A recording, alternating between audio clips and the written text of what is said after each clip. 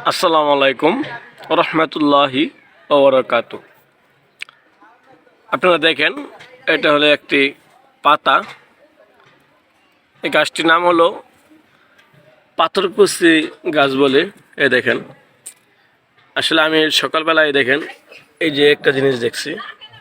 এ দেখেন, আল্লাহর কি কুদরত। এই জায়গায় এই যে একটা পাতা পড়ে গেছে, দেখেন এই যে পাতাটা পড়ে গেছে, জোরে পড়ে গেছে।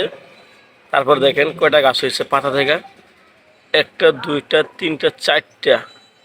দেখে পরে অবাক হয়ে গেছি। দেখেন কি সুন্দর গাছ হয়েছে, চারটা গাছ হয়েছে একটা পাতা থেকে। দেখেন আল্লাহর কুদরত। আবার এদিকে এই যে ছোট ছোট, এটাকে আমরা পুরকি বলি, ঠিক আছে, এটা হয়েছে। আবার এই যে এদিকে হয়েছে। একটা পাতা থেকে যদি এতগুলা গাছ হয়, দেখছেন কত মহান আল্লাহ তাআলা। পাতা থেকেও গাছ যিনি দিতে পারেন,